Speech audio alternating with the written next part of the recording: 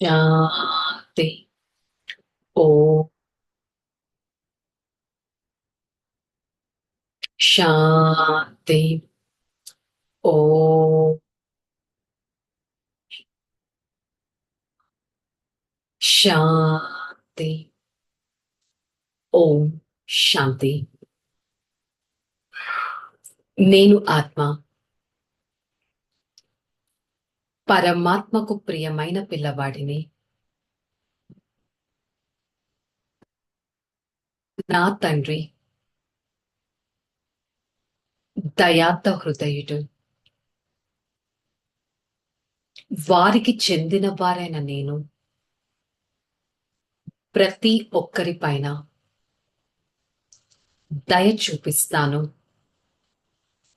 నా శ్రేష్టమైన మతం ద్వారా నా ప్రియమైన తండ్రికి దగ్గరగా ఉండటానికి ప్రయత్నిస్తాను. ఈ క్షణం నా తండ్రి ద్వారా ఈ దివ్య జ్ఞాన మురళిని వింటున్నట్టు అనుభవం చేసుకుంటాను. ఓం శాంతి.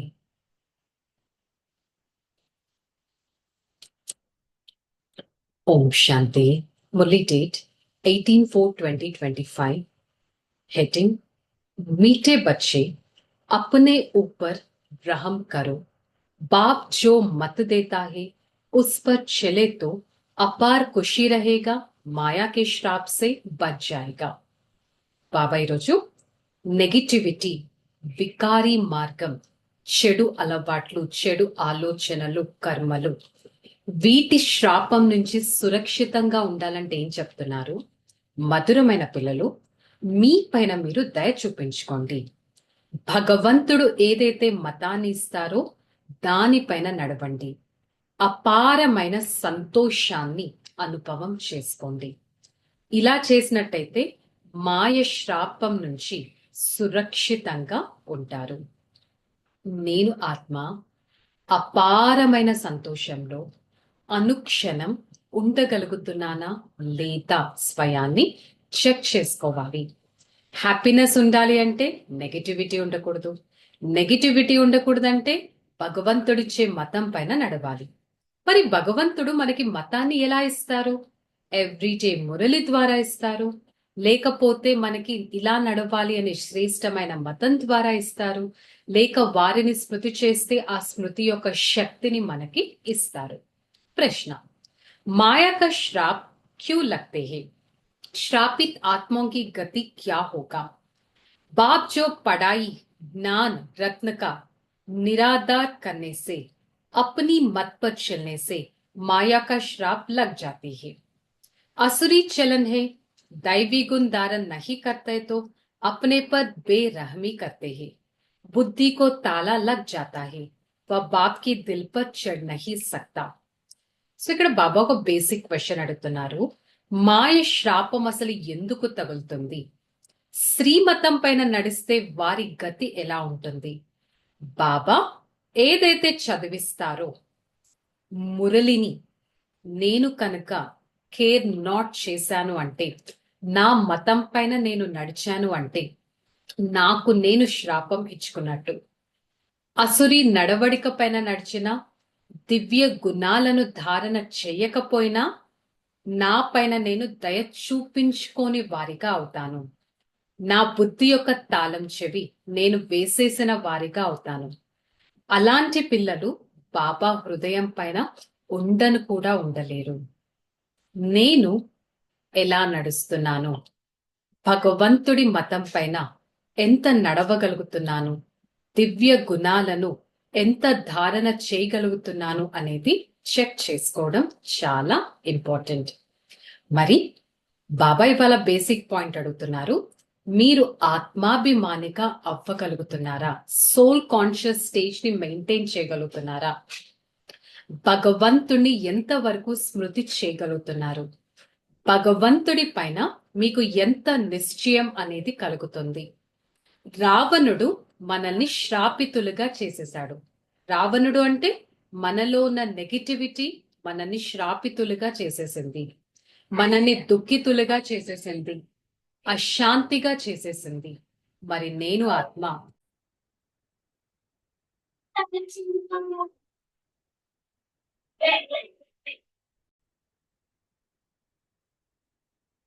మరి నేను ఆత్మ రావణుడి శ్రాపం నుంచన్నా, రావణుడిచ్చే దుఃఖం నుంచన్నా, అశాంతి కిరణాల నుంచన్నా ఎంతగా నన్ను నేను సంరక్షించుకుంటున్నాను. పరమాత్మ వారసత్వం పైన ఎంత నడుస్తున్నాను, పరమాత్మ నుంచి ఎంత సుఖాన్ని అనుభవం చేసుకుంటున్నాను అనేది స్వయం ప్రశ్నించుకోవాలి. ఏ పిల్లలైతే విశ్వాస పాత్రులుగా, ఆజ్ఞాకారులుగా ఉంటారో వారికి బాగా తెలుసు. ఎవరైతే అజ్ఞానకారంగా ఉంటారో వారికి తెలియనే తెలియదు. ఎవరైతే భగవంతుడు చెప్పే మాటల పైన, మురళి పైన నమ్మకం పెట్టి నడుస్తారో, పరమాత్మ ఆజ్ఞ పైన నడుస్తారో వారిని ఆజ్ఞాకారి పిల్లలు అంటారు. ఎవరైతే ఆజ్ఞను ఉల్లంఘన చేస్తారో వారు అసలు పిల్లలే కాదు అని బాబా ఈరోజు చెప్పేస్తున్నారు. వారు స్వయాన్ని ఏమనుకున్నా కానీ వారు తండ్రి హృదయం పైన మాత్రం కూర్చోలేరు. భగవంతుడి ఆజ్ఞను ఉల్లంఘించినట్టయితే పరమాత్మ హృదయం పైన కూర్చోలేరు. ఎవరైతే మాయ చెప్పినట్లు నడుచుకుంటారో మరియు తండ్రిని స్మృతి కూడా చెయ్యరో వారు ఎవ్వరికి ఏమీ అర్థం చేయించలేరు. అలాంటి పిల్లలు ఎవ్వరికి ఏమీ అర్థం చేయించలేరు. వారికి వారు అనుకుంటారు మేము చాలా శక్తివంతులం, మాకన్నీ తెలుసు, మేమందరికీ చెప్పగలం అని భావిస్తారు. అలాంటి పిల్లలు ఎవ్వరికి కూడా టచింగ్ అనేది ఇవ్వలేరు. ఒకవేళ అనంతమైన తండ్రి చెప్పింది కూడా వినడమే లేదంటే ఇంకా వారు మాయ, నెగిటివిటీకి వశం అయినట్లు. ప్రభువు ఆజ్ఞను శిరస్సుపై పెట్టుకోవాలి అన్న ఒక సామెత ఉంది కదా. కావున తండ్రి అంటున్నారు, పిల్లలు ఎఫర్ట్, పురుషార్థం చేసి తండ్రిని మీరు స్మృతి చేసినట్లయితే మీరు మాయ ఒడి నుంచి లేచి పరమాత్మ ఒడిలోకి చేరుకోగలరు. అలా కాకుండా తండ్రి చెప్పినది మీరు వినకపోతే మీ ఈ బుద్ధికి తాళం పడిపోతుంది. బుద్ధికి తాళం పడిపోయిందంటే ఇంకా భగవంతుడు ఏం చెప్పినా ఎక్కదు, ఎంత శక్తి తీసుకున్నా అవ్వదు, వేరే వాళ్ళకి ఏమి ఇవ్వని కూడా ఇవ్వలేము. దీనన్నిటికీ బేసిస్ ఏంటి? శ్రీమతం పైన మీరు నడవకపోతే వారి పరిస్థితి అసలు ఏమవుతుంది? మాయ మతం పైన మీరు ఏ పదవిని కూడా పొందలేరు.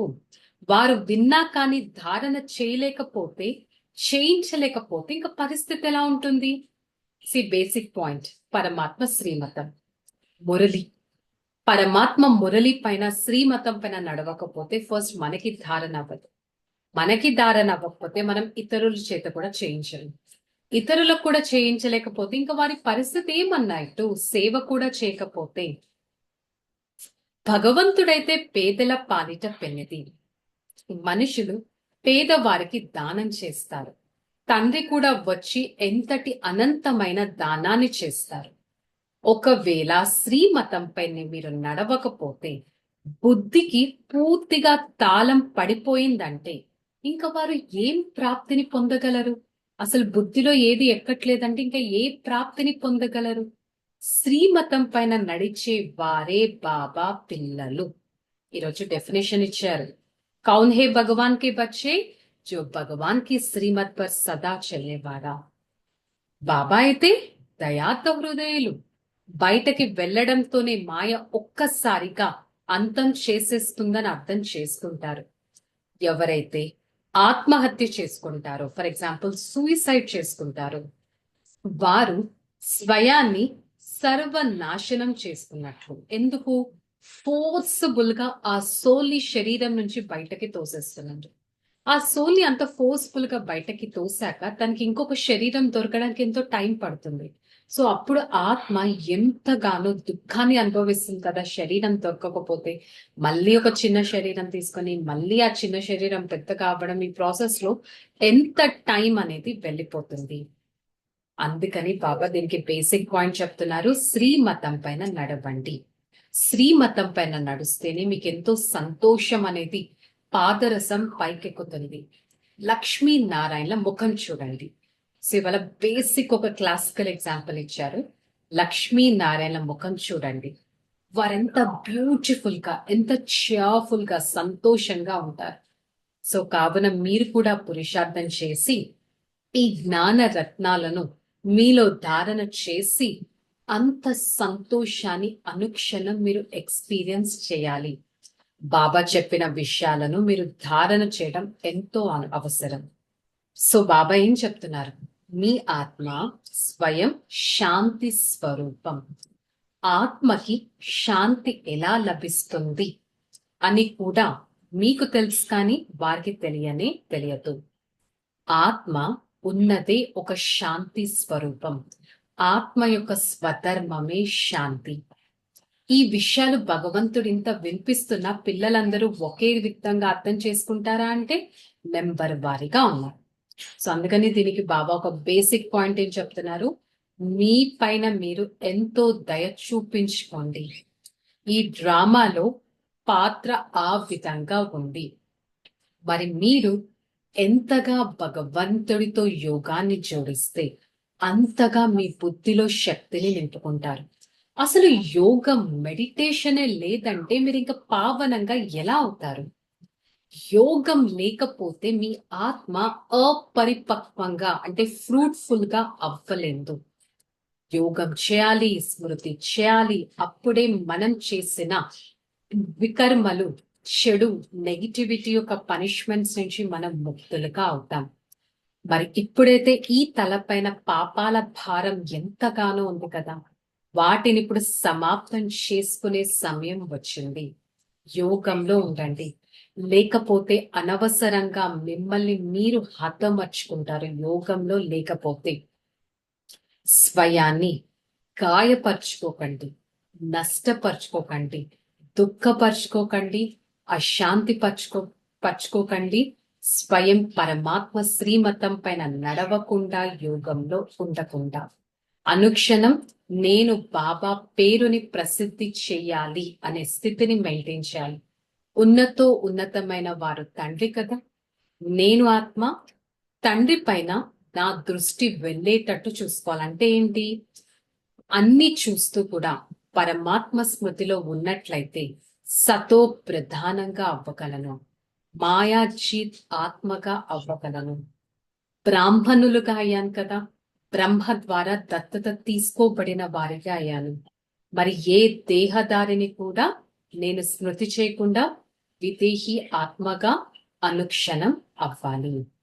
ధారణ: సదా ఒక్క తండ్రిపైనే మీ దృష్టి ఉండాలి. దేహి అభిమానిగా అయ్యే పురుషార్థం చేయాలి. మాయ మోసం నుంచి మిమ్మల్ని మీరు రక్షించుకోవాలి. ఎప్పుడు మీ దృష్టిని ప్యూర్ గా పెట్టుకోవాలి. దేంతో ఇవాళ పోల్చారు? లోటస్. మడ్లో ఉంటూ కూడా మడ్ నుంచి ఎంత డిటాచ్డ్ గా ఉంటుంది. సో మీరు కూడా ఈ ప్రపంచంలో ఉన్న నెగిటివిటీ మధ్యలో ఉంటూ కూడా కమల పుష్ప సమానంగా ప్యూర్ గా అవ్వాలి. భగవంతుడి పేరుని ప్రసిద్ధి చేయాలి. అరే, వీరిలో ఇంతటి సేవా ఛాన్స్ ఎలా దొరికింది? వీరింత మధురంగా ఎలా అవుతున్నారు? వీరితో ఉంటే నాకేదో శక్తి వస్తున్నట్టు అనిపిస్తుంది. వీరితో ఉంటే నాకు కొన్ని మంచి మాటలు వస్తున్నాయి. ఈ విధంగా మనం కనుక ఉన్నట్టయితే మనం ఎవరిని ప్రసిద్ధి చేస్తున్నాం? ఆటోమేటిక్ గా పరమాత్మని. సేవ కొరకు పరుగులు పెట్టాలి అంటే సేవ ఛాన్స్ తీసుకోవాలి. సేవాదారులుగా మరియు ఆజ్ఞాకారి పిల్లలుగా అవ్వాలి. తమ మరియు ఇతరుల కళ్యాణం చేయాలి.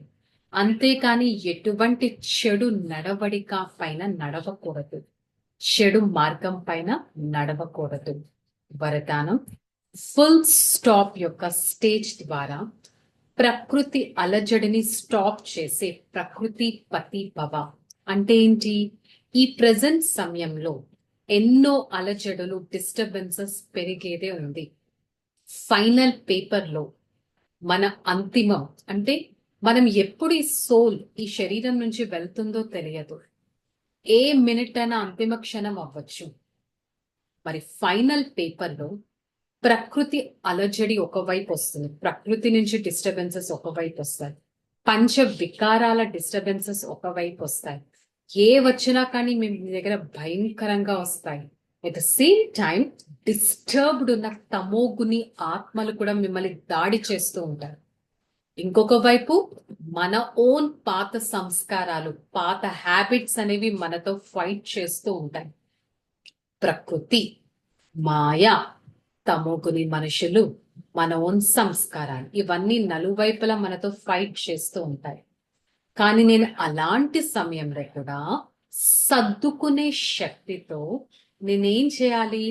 ఆకారి ఆత్మ, నిరాకారి ఆత్మ, ఒక జ్యోతిర్బిందు స్వరూపాన్ని, ఈ శరీరంలో ఉండే శక్తివంతుని ఈ విధంగా ఆ థాట్స్ అన్నిటికీ ఫుల్ స్టాప్ పెట్టేసి సోల్ కాన్షియస్ స్టేజ్ లో ఒక స్థితి అయినట్టయితే ప్రకృతి పతిగా అవ్వగలను. దీనికి క్వైట్ ఆపోజిట్, నాకే ఎందుకు వచ్చా, ఇలా రాకూడదు అలా రాకూడదు అనేది అంటే బాడీ కాన్షియస్ లోకి వచ్చేసి వాటిపైన మనం విజయాన్ని పొందలేము.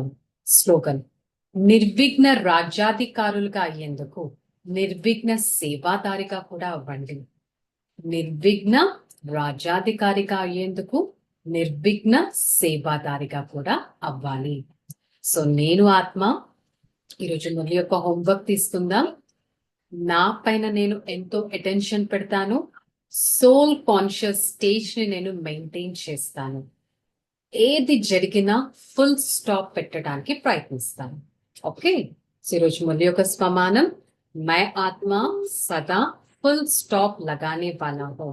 నేను ఆత్మ సదా ఫుల్ స్టాప్ పెట్టే వారిని. ఓకే, ఓం శాంతి.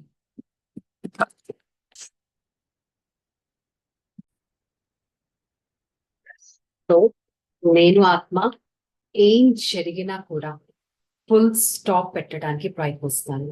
ఒక్కసారి ఫుల్ స్టాప్ ఎలా పెట్టచ్చు అనే దాని మీద అభ్యాసం చేద్దాం. ఓకే, చలో, రిలాక్స్. ఓం శాంతి. నేను ఆత్మ స్థిరమైన చైతన్యమైన వారిని, సేవాదారి ఆత్మను,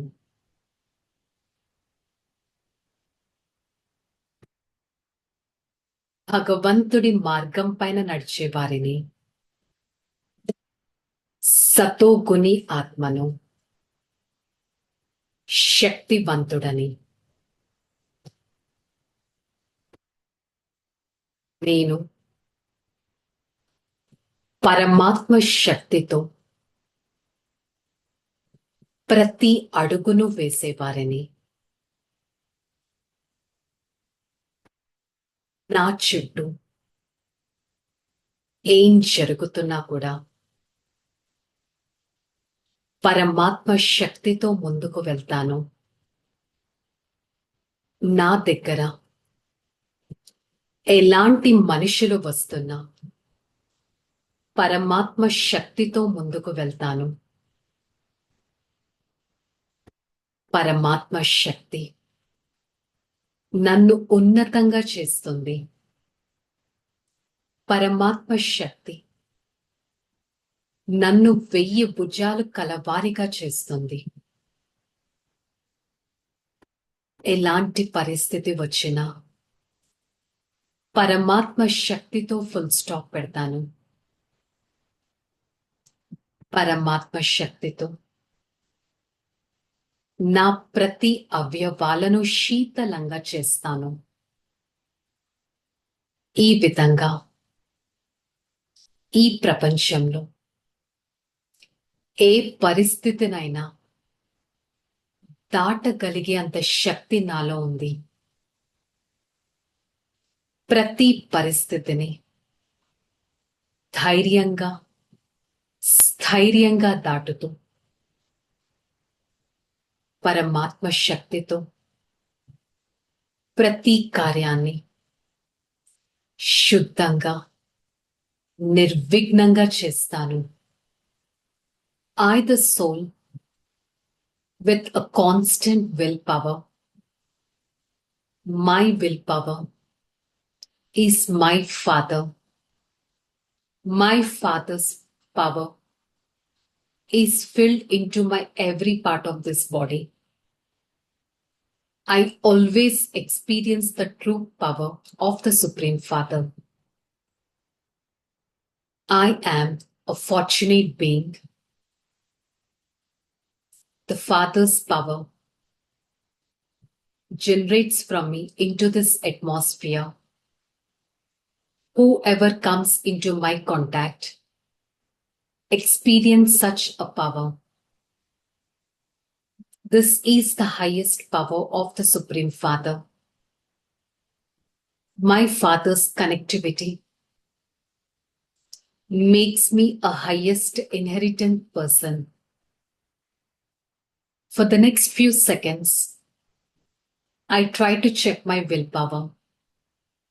I try to control my thoughts, control my actions, control my behavior, so that I do get a willpower to overcome obstacles and try to lead a powerful life. My Father's power makes me a helpful soul, creates an aura surrounding me, and try to protect me from negativity. I'm the one always at godly service with the Father's power. I'm the one always try to keep full stop to the negativity. Keeping full stop, controlling my own senses, makes me a powerful being. Om Shanti, Shanti, Shanti. I, the soul, experience the true power from the Supreme Father. Spread such Father's power to every part of this body, and I always try to keep a full stop to my thoughts, words, and actions so that nothing goes uncontrolled. Om Shanti, Shanti, Shanti.